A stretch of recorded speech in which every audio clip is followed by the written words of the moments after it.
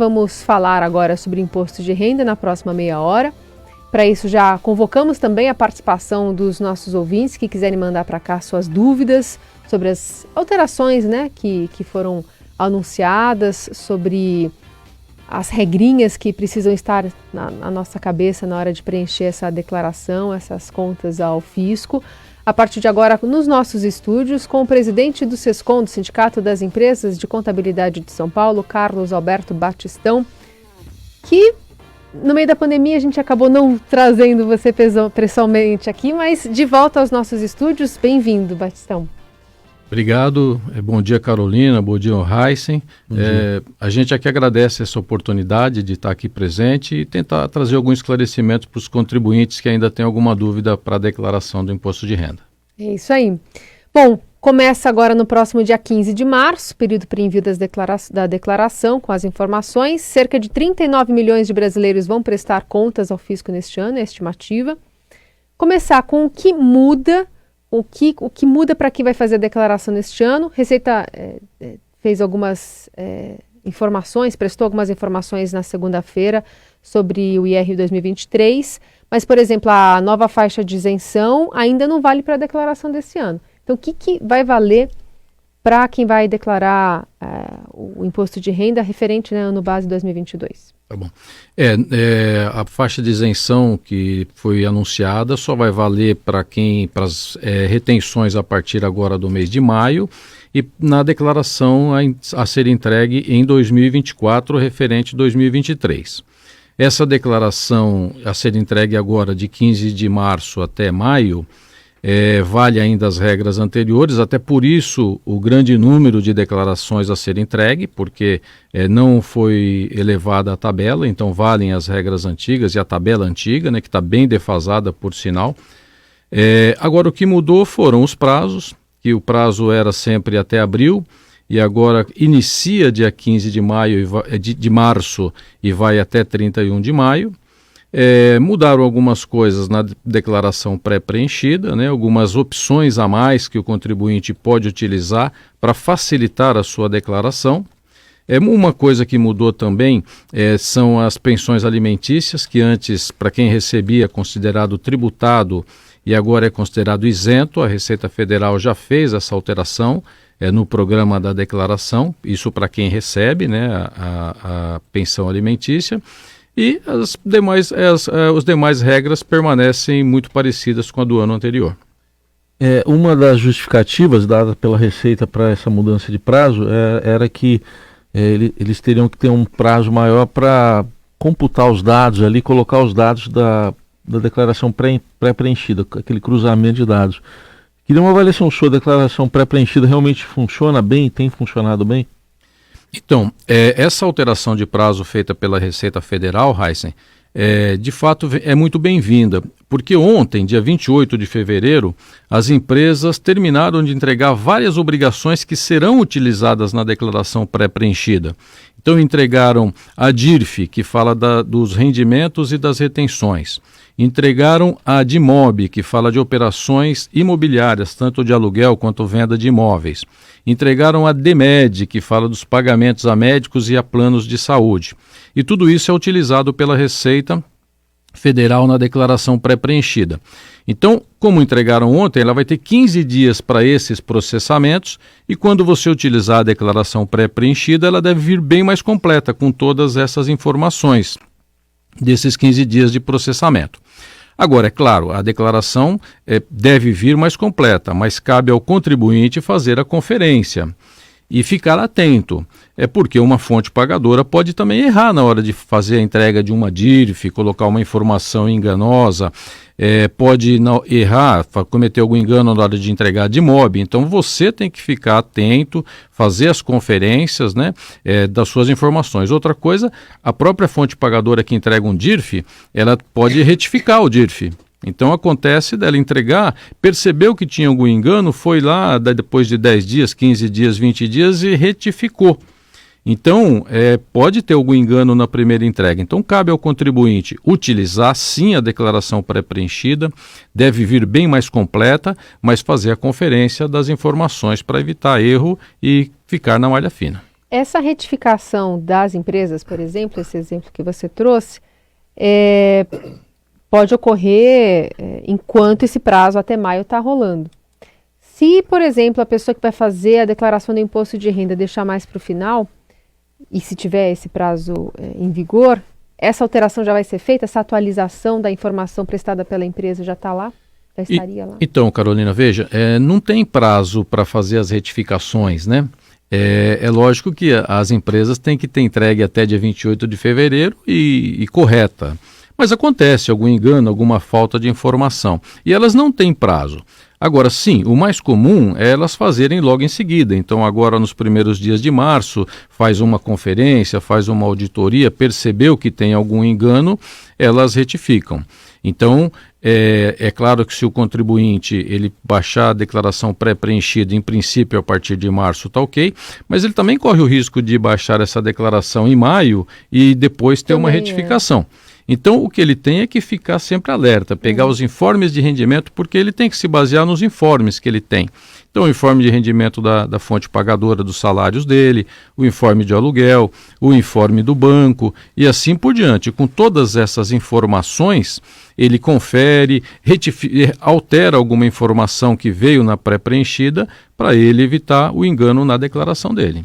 Tem uma informação importante que você trouxe aqui, acho que vale ressaltar, Batistão, porque essa questão da pensão alimentícia, para quem recebe, foi a partir de uma decisão do STF, né, que passou a não reconhecer como rendimento aquilo, né? Então, como é que fica, então, exatamente para quem recebe pensão alimentícia, que não era isento disso e agora é isento? Isso, quem recebe pensão alimentícia antes declarava como rendimento tributável. Então ele colocava lá nos recebimentos, informava o CPF de quem estava pagando essa pensão e tributava na declaração. Agora a Receita Federal abriu um campo na declaração, na tabela de isentos, né? E nessa tabela você vai colocar, tem uma linha específica para pensão alimentícia, para você colocar isento e aí você não vai pagar imposto de renda sobre essa pensão. Aí cabe até uma dica, né? Para quem nos anos anteriores, nos últimos 5 anos, tributou a pensão alimentícia recebida, esses contribuintes podem retificar as declarações para receber o dinheiro de volta, mesmo que ele tenha pago ou que ele tenha tido uma restituição. Ele aumenta a restituição dos anos anteriores ou ele restitui por ter pago o imposto a maior. Então cabe ainda, para quem tributou nos últimos 5 anos pensão alimentícia, uma retificação da declaração para ter esse dinheiro de volta. E a Receita Federal tem feito isso rapidamente. Alguns exemplos práticos que nós tivemos, depois de 30, 60 dias, a Receita Federal tem restituído para quem retifica a declaração. Só um detalhe, é o contribuinte que tem que ir atrás, então, não é a Receita que vai devolver. Não, o contribuinte tem que ir atrás. Ele tem que retificar, porque a declaração ela tem outras informações, né? Sim. Então o contribuinte tem que ir lá e dizer, olha, isso aqui eu tiro da parte de tributável, coloco na parte de isento, mas a Receita tem feito isso de uma forma ágil, a restituição.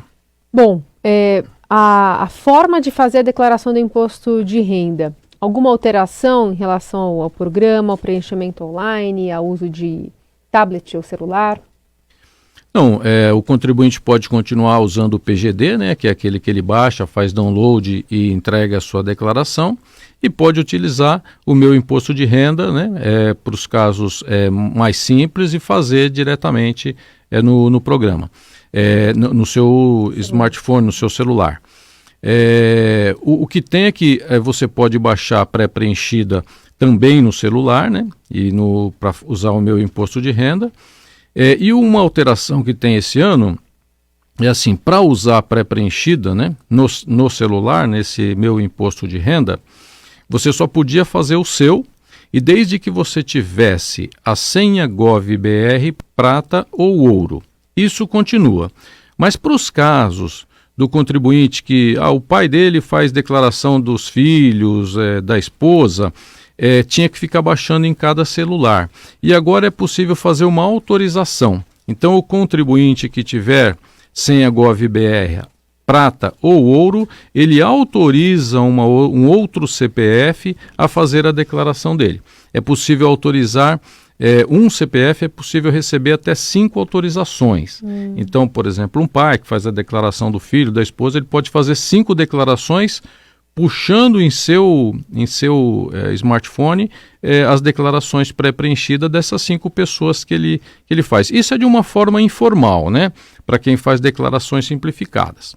É o que nós orientamos, enquanto contadores, empresários contábeis, é que o contribuinte que tem alguma declaração um pouco mais complexa, ou mexe com ações, ou teve venda de imóveis, venda de participação societária, alguma coisa assim, procure um contador estabelecido, porque tem uma garantia para os próximos 5 anos que, se houve algum problema, ele pode recorrer a esse contador, e normalmente os contadores estudam isso, e eles têm o conhecimento para, dentro da legislação, melhorar a restituição ou diminuir o imposto a pagar dentro da legalidade. Uma outra novidade é a possibilidade de receber restituição por Pix, né? Agora neste ano. Eu queria que você explicasse um pouco, porque pelo que a Receita também divulgou, porque você tem a chave Pix, você pode ter lá o e-mail, o número de telefone, o celular, ou pelo CPF. Só recebe nessa modalidade quem tiver a chave Pix pelo CPF? Pelo CPF, a Receita Federal ela tem algumas prioridades até para restituição de imposto de renda, né? As prioridades para os idosos com idade superior a 80 anos, deficientes, depois na sequência vem com pessoas com idade superior a 60 anos, e vem para professores, né, para quem tem atividade de magistério, e aí agora vem também essa novidade de fazer a restituição por Pix com prioridade também. A Receita Federal quer incentivar o uso do Pix. Diz a Receita Federal que isso elimina erros na hora da restituição, porque a pessoa errava na hora de colocar uma conta corrente, né? E aí a restituição não iria, você tinha que ir no banco atrás dessa restituição. E agora você pode fazer com o Pix, usando sim o CPF, né, do contribuinte, e até vai ter uma prioridade. A prioridade também é para quem usa a pré-preenchida e solicita a restituição através do Pix. Nesse caso, o banco, quando você faz o cadastro da chave Pix, ele te dá a autonomia de escolher se prefere e-mail, celular, CPF ou os 3. Quem tem mais de um cadastrado tendo o CPF também já está podendo utilizar esse recurso, né? Isso mesmo. Aí eu vou te dizer que eu não sei se pode ter mais de uma chave Pix, né? Se pode ter CPF e e-mail, né, ou telefone. Mas para quem tem o CPF, sim, é possível solicitar restituição por Pix. Critério de desempate. Então, assim, o primeiro lote de restituição vai ser reservado para esse grupo prioritário e está previsto para dia 31 de maio, ainda durante o prazo de envio da declaração. Como é que isso é possível? E também esse critério de desempate para o pagamento de restituição, sendo esse grupo prioritário, essas pessoas que você elencou, ou por data que foi colocada a declaração ali prestada a conta? Então, Carolina, são as duas coisas, é o que nós entendemos, né? Existe a prioridade e essa sequência prioritária para restituição pela Receita Federal. Acima de 80 anos, acima de 60, quem tem atividade principal como magistério, quem fez a declaração pré-preenchida e pede solicitação por Pix. Mas não quer dizer que a pessoa que tem 85 anos entregou lá no final de maio vai ter restituição primeiro. Então vale sim a data de entrega. É lógico que como o primeiro lote é maio, a Receita Federal vai fazer um corte em algum momento para começar a preparar esse lote de restituição. Então, durante o mês de maio, dia 10, dia 15, ela vai dizer, quem entregou até agora e tiver nas prioridades vai receber nos primeiro lote. E daí para frente ela vai de novo olhando o prazo de entrega. Vamos dizer que ela devolveu todas essas prioridades, aí vai pelo prazo de entrega, né? E por algum contribuinte que não tenha ficado retido na malha fina. Uhum. Teve alguma mudança também com relação a investimentos em bolsa de valores para pequenos investidores, né? Então, que mudança que é essa? Quem é considerado um pequeno investidor, Batistão? Até o ano passado, Heisen, quem comprava ações qualquer número de ações, qualquer valor, ele ficava obrigado a entregar a declaração de imposto de renda. A partir desse ano, quem está obrigado a entregar a declaração de imposto de renda? Quem operou na bolsa e teve lucro. Quando que tem lucro? Primeiro, se você vender até R$20 mil em ações no mês, em qualquer mês, você fica isento do imposto. Então, primeiro, você tem que ter vendido em algum mês mais do que R$20 mil. E aí você tem em ações. Aí você tem que apurar o ganho, se você teve o ganho ou não. Se você teve ganho, você já é obrigado a entregar a declaração. Mas vamos dizer que o pequeno contribuinte é aquele que vai comprando ações. Ele vai fazendo aí o seu pé de meia, compra R$1.000 em ações, R$2.000 em ações e R$3 mil. Então, se ele só comprou ações, não vendeu ações acima de R$40 mil, ele fica desobrigado de entregar a declaração de imposto de renda. Então, veja, quem não vendeu ações acima de 40 mil fica desobrigado por esse critério, mas ele tem que olhar os outros critérios. Se ele teve rendimento acima do limite, que é 28.559, ele precisa declarar. Se ele teve rendimento isento ou tributável exclusivamente na fonte acima de R$40 mil, ele precisa declarar. Se o patrimônio dele em 31 de dezembro de 2022 era superior a R$300 mil, ele precisa declarar. Se ele vendeu algum imóvel e teve ganho de capital, ele precisa declarar, então precisa olhar as outras obrigações. Essa das ações é simplesmente para aquela pessoa simples mesmo, que estava pontuais. Para ganhar esse valor na bolsa e não estar dentro desses parâmetros, não devem ser tantos casos assim, né? Que nos últimos anos o investimento em bolsa de valores ele ficou mais popularizado. Então as pessoas que têm um rendimento pequeno, mesmo assim comprou lá 100 ações, 200 ações, né? E aí ele não está obrigado a declarar se ele não estiver incluído nos outros critérios de entrega. A gente está aqui ouvindo na Rádio Dourado o presidente do Sescom, que é o Carlos Alberto Batistão, que está respondendo dúvidas sobre imposto de renda. E começam a chegar, a gente fez o convite aqui no comecinho da nossa conversa. A Rosa, pelo WhatsApp, o 994811777, pergunta como declarar o valor recebido pelo estágio de filho dependente. É uma pergunta bastante importante, né? Toda vez que o contribuinte ele pode colocar os dependentes na sua declaração, então os filhos, ele pode informar. Agora, o contribuinte que informa dependente na sua declaração, ele tem que informar os rendimentos do dependente. E isso é um motivo para muita retenção em malha fina, porque você informa o filho e esquece de informar o rendimento do estágio dele. Ou de um salário que ele começou a trabalhar, ou você informava o seu pai na declaração e de repente ele começou a receber benefício do INSS, né? Então não pode esquecer de, quando eu informar um dependente, eu informar os rendimentos e os bens daquele dependente. E o estágio, ele precisa ver no informe de rendimentos que veio do dependente dele. Tem alguns estágios que é só estágio obrigatório, ele é isento de imposto de renda. Então você tem que informar lá no campo de isento.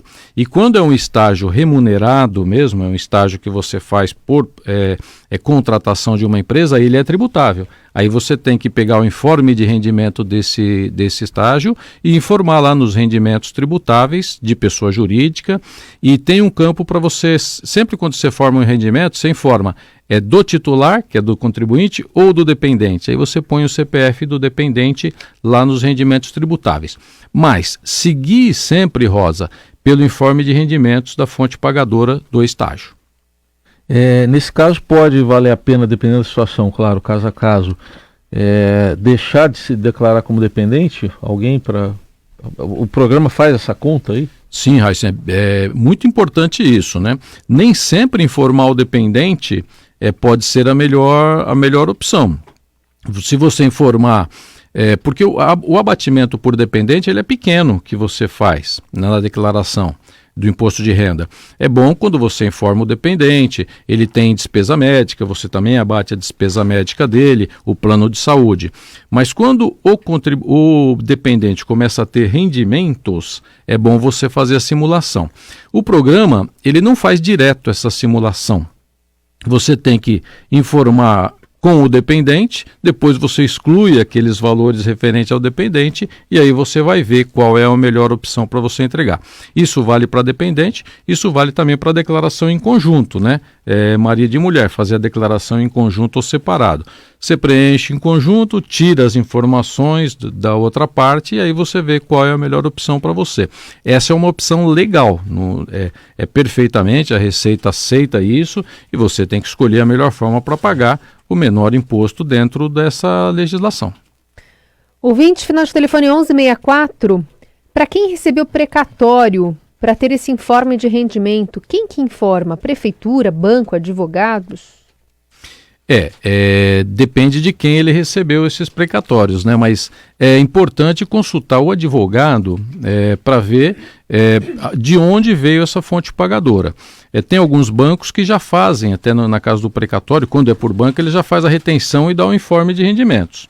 Se não fizer, aí tem que estudar, tem que ver a legislação, a que título era o precatório que ele recebeu, para entender a tributação disso. Aí é que vale a orientação que eu falei de procurar um contador que vai ajudá-lo a entender como tem que fazer essa declaração.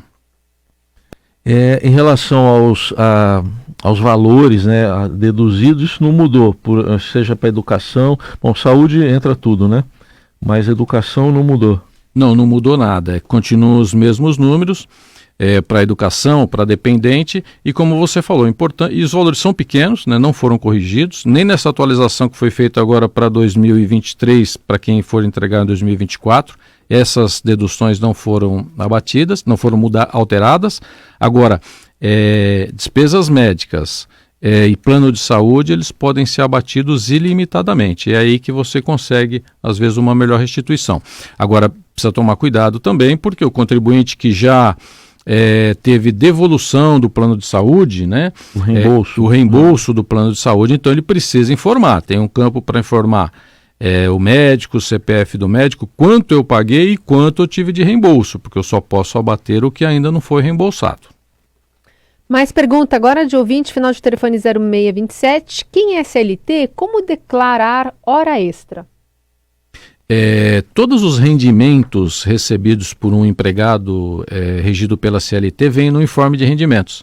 Então, hora extra, férias, se ele teve PLR, tudo isso está no informe de rendimentos. Então, ele precisa pegar o informe de rendimentos que as empresas estavam obrigadas a entregar a ele até ontem. Ontem era o prazo para todos os empregados receberem o seu informe de rendimentos. E isso está tudo computado lá na remuneração tributável. É só ele declarar exatamente o que a fonte pagadora informou no informe lá. Uma outra questão envolve essa correção, para ficar claro, porque as pessoas podem se confundir. Essa correção que vai haver, ela vai impactar naquilo que é descontado mensalmente neste ano, não é isso? A partir de maio ali, naquela retenção na fonte que vem no Lerite, mas para a declaração só entra no ano que vem. Exatamente. Para essa declaração agora, que inicia 15 de março até 31 de maio, não tem qualquer alteração, a tabela permanece exatamente igual. Agora, essa alteração é para as retenções que ocorrerem a partir de maio. Então, se uma pessoa ganhava R$ 2.500, até abril ele tem retenção de imposto de renda, tá certo? Até o salário de abril. Quando chegar em maio ele não tem mais, porque ficará isento quem ganha até R$ 2.640.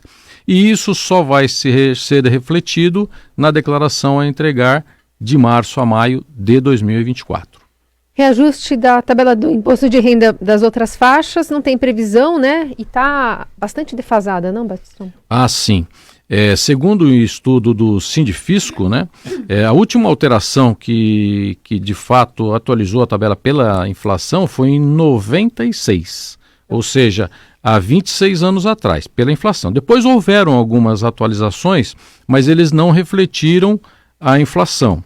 Então, por esse estudo do Sindifisco, está defasado, estava, né, antes dessa primeira modificação agora, em 148%, desde 96, o que significaria que quem ganha até R$ 4.700 ficaria isento de imposto de renda.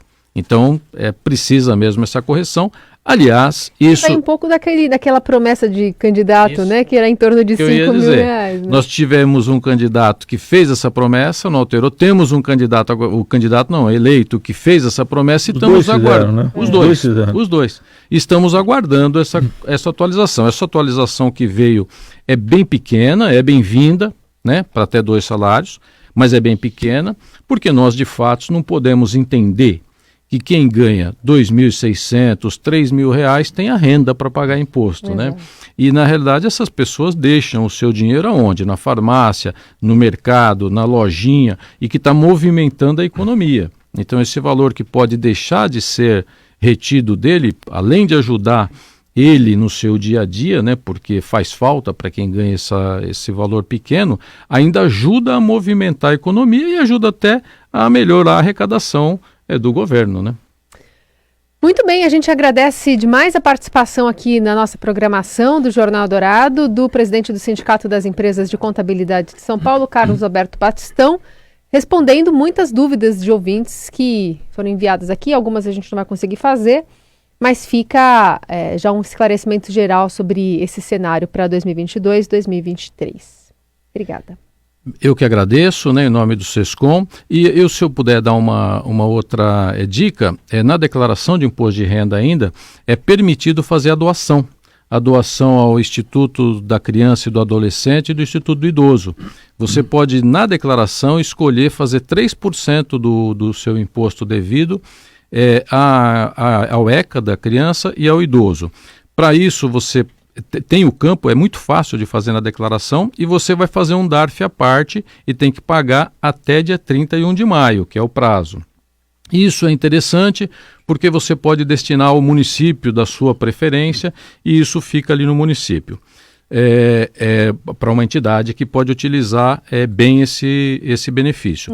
Então, no mais, nós agradecemos. Esse mês é o mês das mulheres, desejar aí um excelente mês que está iniciando no mês de março. Parabéns a todas as mulheres, principalmente as mulheres contadoras, né, que trabalharam muito até esse mês de fevereiro e terão um grande trabalho agora para entregar as declarações de imposto de renda. Muito obrigado. Obrigada, até a próxima. Obrigado aí ao Batistão, e a gente vai ter outras ocasiões aqui ainda para tirar mais dúvidas sobre imposto de renda.